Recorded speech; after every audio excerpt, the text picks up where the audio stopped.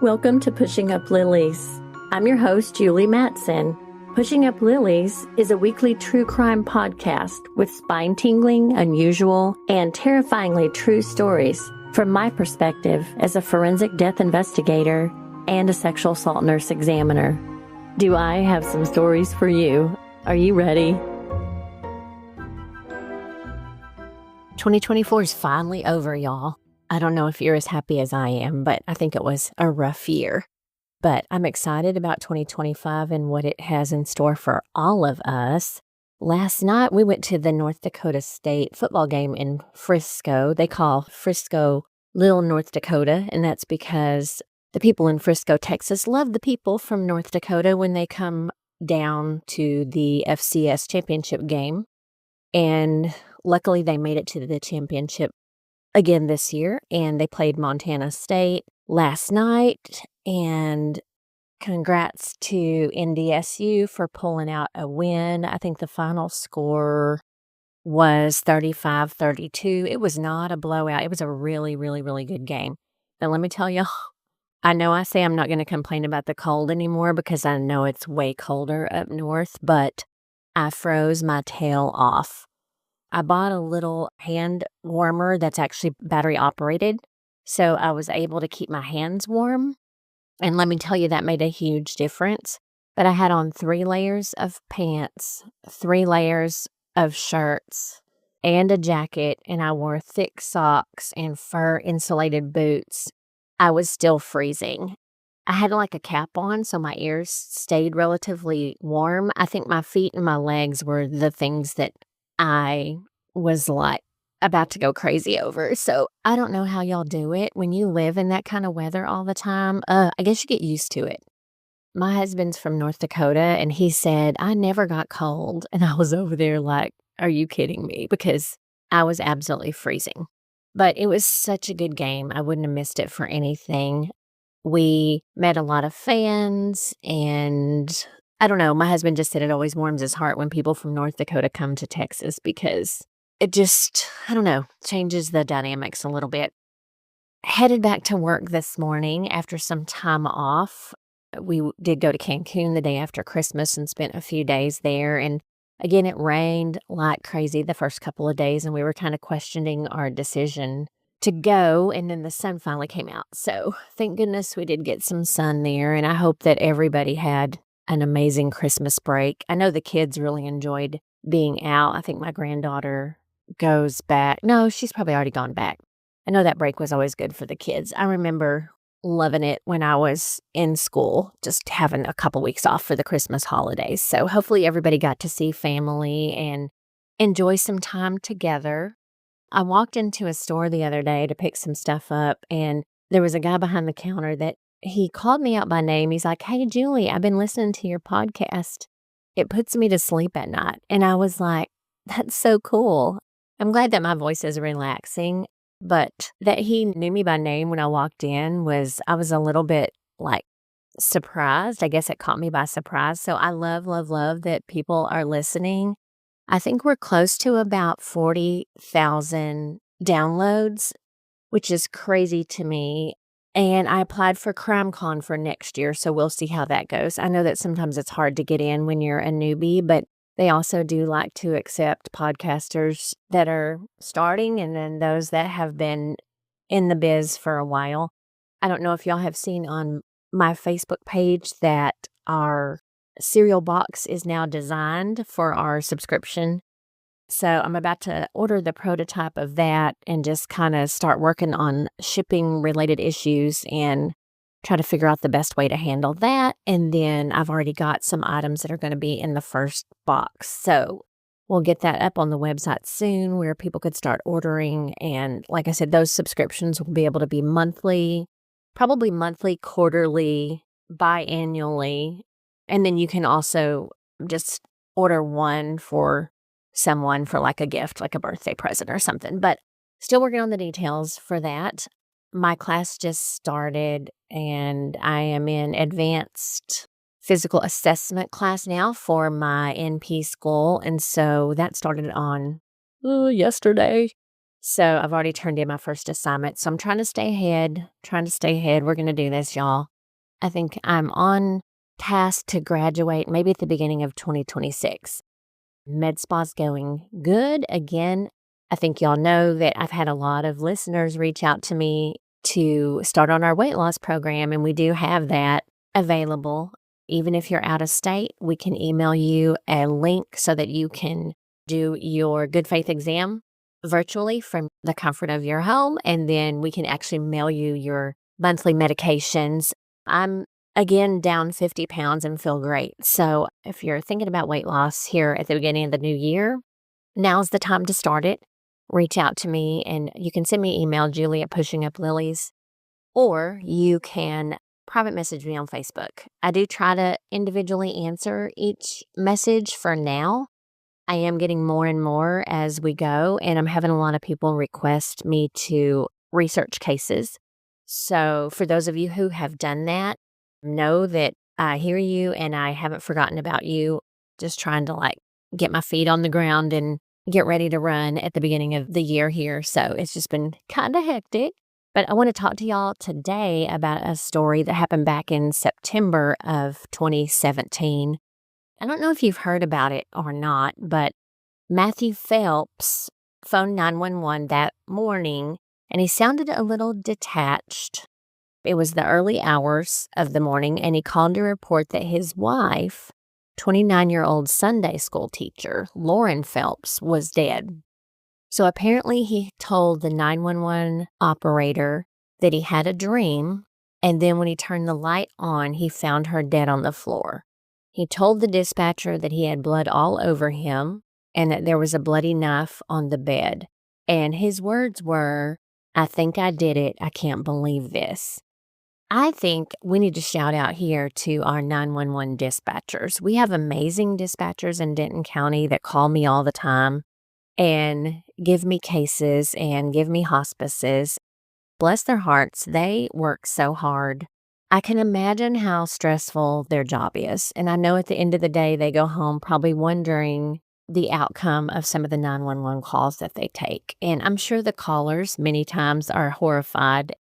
I just can't imagine the stress that they go through. I don't know that I could handle that. It's just like working on an ambulance. I don't want to see somebody right after they've been hit by a car, especially if they're still struggling to breathe. I don't want to see that stuff. I mean, I kind of don't miss those days in the ER. I do miss the adrenaline, but now, like I said, it's just easier for me to come on a scene when somebody's already deceased because I don't feel responsible for saving them. And I know that sounds strange, but when you've done that for so many years, it really starts to take a toll pulls on your heartstrings because you don't want to see people suffer. I know many times the 911 dispatchers have to hear suffering in people's voice, and I know that has to be hard, and I have friends who've done it for years and years, and hats off to y'all. Y'all are just an amazing group of people. Anyway, Phelps stated when he was interviewed by investigators that he went to sleep after taking too much cold medicine, and then he woke up just after midnight to find his wife fatally stabbed on the bedroom floor in their 2-bedroom townhouse in Raleigh, North Carolina. Matthew was 28. He was an aspiring pastor. He explained why he believed he couldn't recall what happened. So he admitted to taking more cold medicine than he should have. The medication that he claimed he took was Coricidin cough and cold. He said that he knew that it could make you feel good, and that he had trouble sleeping at night, and so he overtook that medication so that he could sleep. Now, he was arrested the same day that this happened and charged with first-degree murder. Investigators from the very beginning expressed doubt about his account of the stabbing, and they really didn't believe it to be a random act. Now, we have to remember these guys are really good at picking up on your body language, and they know when you're telling the truth. Forget the polygraph. I mean, these guys are experienced. They have questioned people time and time again, and they can see right through it. Now, one of the strange details of the story is that Phelps studied evangelism at Kentucky's Clear Creek Baptist College. Keep in mind, Lauren was a Sunday school teacher, and here he is studying evangelism, an aspiring pastor, not something that you would expect to go down in this household. So he pled not guilty originally, and he was held without bond at the Wake County Detention Center.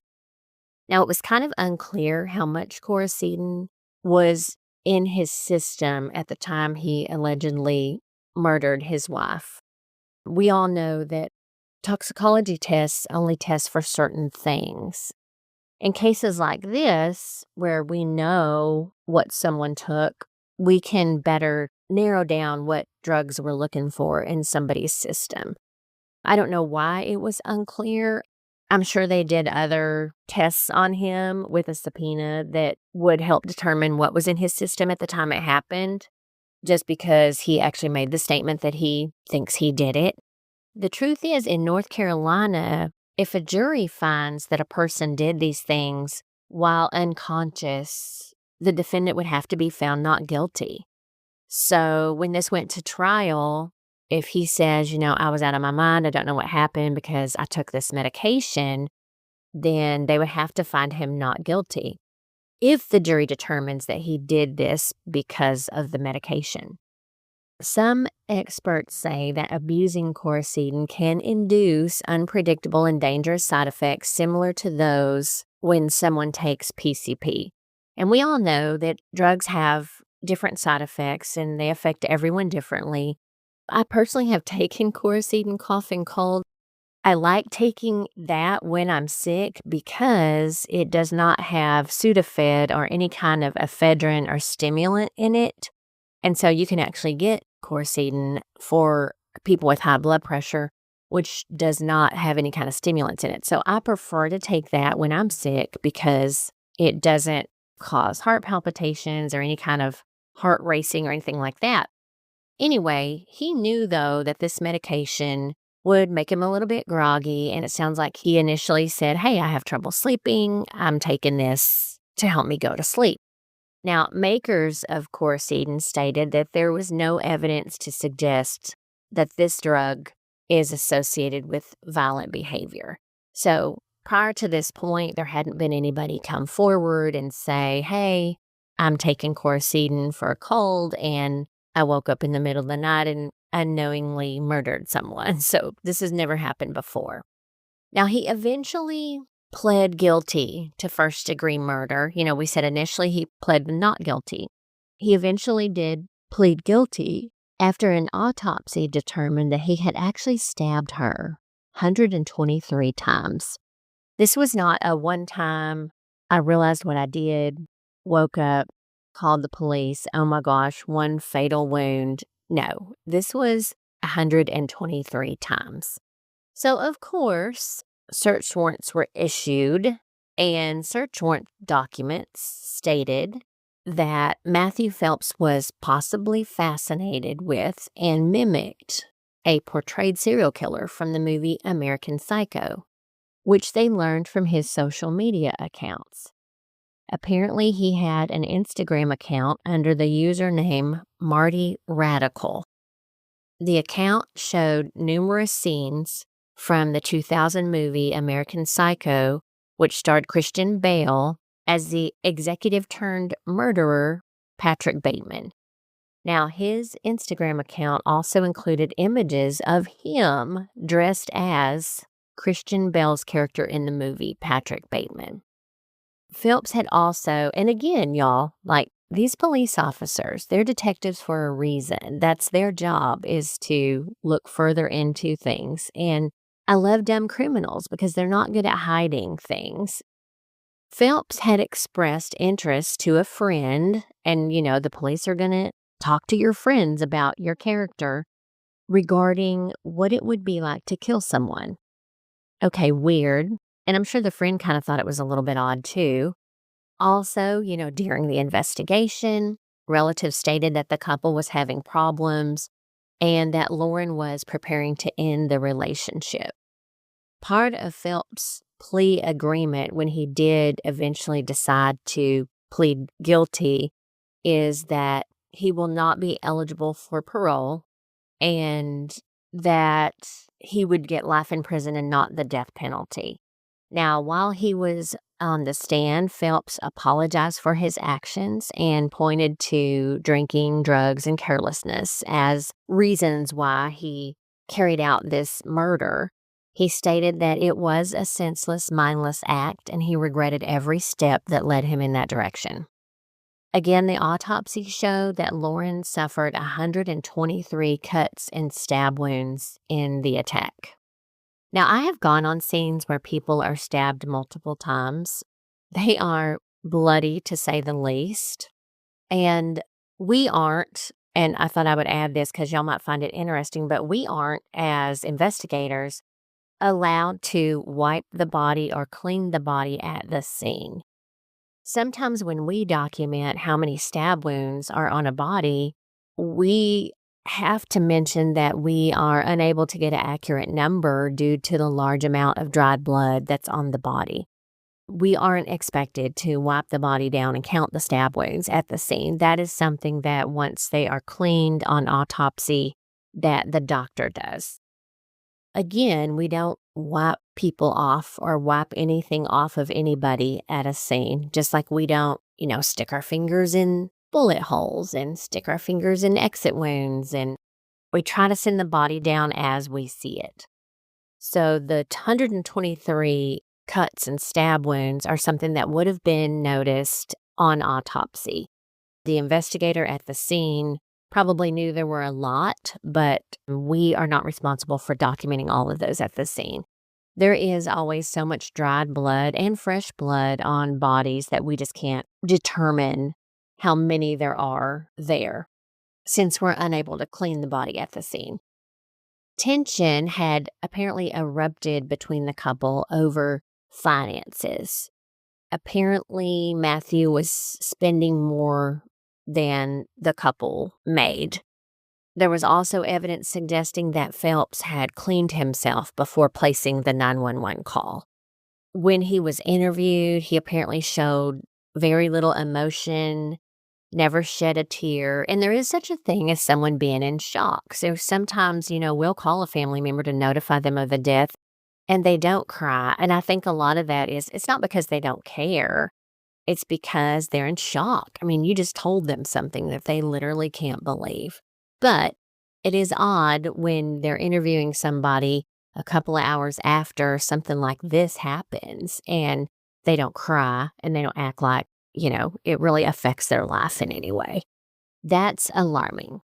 Now, the couple's checking account was drained and $1,200 worth of iTunes and Xbox subscriptions were found.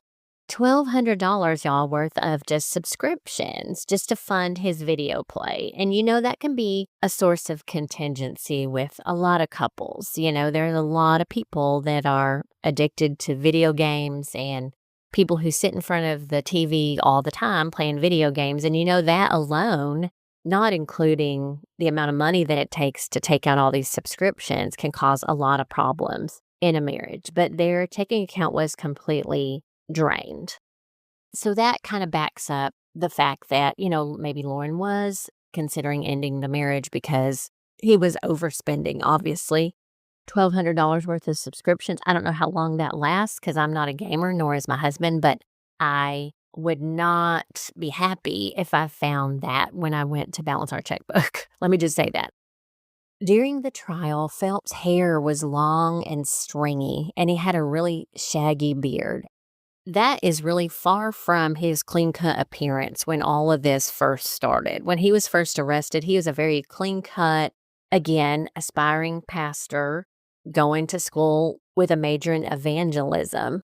The pictures of him during the trial, he looks like a completely different person, which kind of, to me, makes me think that maybe he had multiple personalities. And I'm really surprised that his attorney didn't make him clean up for the trial, because looking like he did does not really help his case any. I mean, you see a lot of people who have committed murder and even other crimes. They go to trial and they're clean cut, right? I mean, they're shaved, they have on a suit. They're at least made to look somewhat like a distinguished, normal person who wouldn't commit this crime. But no, this guy was shaggy, long hair, stringy. He just looked, I don't know. I mean, he just did not look like the same person. He apparently suffered from depression, and he was shown, and this was horrifying to me, and I don't know where this information came from. I can just say that I read it online during my investigation, that he was shown slasher movies at the age of 4. So he was apparently exposed to violence at a very early age. He also was known to abuse drugs and cold medications in high school. So when that came out, it's like, yeah, this guy wasn't the person that he appeared to be and wasn't the person that Lauren thought he was. Now, he was sentenced to life in prison. Part, again, of the plea deal is that he is not eligible for parole. And that was because they were trying to avoid him getting the death sentence. He did say in the trial that he was sorry that he took away her life. Again, he said it was a senseless and mindless act. He regrets every step that led him in that direction. He did mention that he considered his own life worth nothing in the shadow of the tragedy weighing over his mind and on the hearts of many people in the courtroom, and that he felt like a monster. Now, her stab wounds were to the face, neck, torso, arms, and the jugular vein. She did later die at a hospital, but he did try to clean up the blood. His theory about the cold medication was completely discredited by the police based on all the things that he did and then the discoveries that were made about the serial killer obsession after the murder. Now, Lauren was a Christian and she grew up in a loving church family. Church was her second home, and she spent a lot of her time teaching Sunday school and volunteering for youth groups and running Vacation Bible School.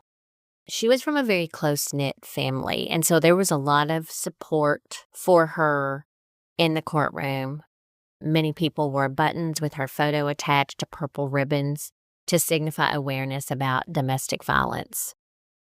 Matthew, it was later found, he did suffer from untreated depression. He had anxiety and low self-esteem his entire life. He was born to a 17-year-old unwed mother and was raised by deeply conservative Christian grandparents who were farmers and really couldn't give him the attention that he needed. He was introduced to goth music and Satanism in high school, and he was eventually kicked out when he got caught for abusing cold medicine. And then he transferred to a Christian school where he turned around to become one of the best students and then apparently a wonderful preacher. He continued to preach and do well in college, and, a lot of people didn't know that this was going on behind closed doors. Happens in a lot of cases. We get caught by surprise many times. Families are surprised when their loved one is murdered by their spouse who seemed to be someone other than who they were. So, it just kind of goes to show you never really know somebody, and everyone is capable of snapping, and it's kind of scary because, this guy was well loved by her family and her apparently at one time, but I think the threat of divorce many times causes people to go over the edge, which we see in a lot of the cases that I've talked about on the podcast, and even at our medical examiner's office when we interview family, many times we find that there were problems. A lot of them are financial, and many, many times there's a history of domestic violence. But I'm glad he's behind bars. I'm glad he, maybe, whether he was honest or not, maybe he did finally realize that he was a monster and did not need to be in society. And thank God he didn't later become a preacher, because who knows what he was capable of. He does not need to be the head of a church. I think we will all agree to that. Anyway, this week, y'all, let's just hope for the best.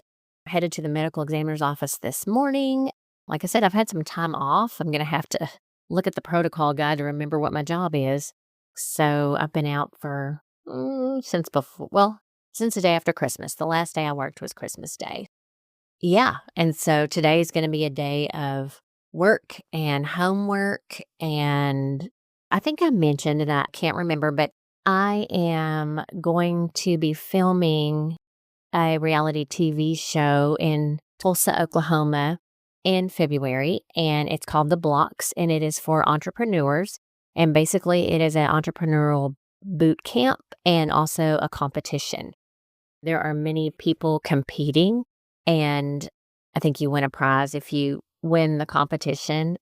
It's funny because I know very little about it. I've watched the videos.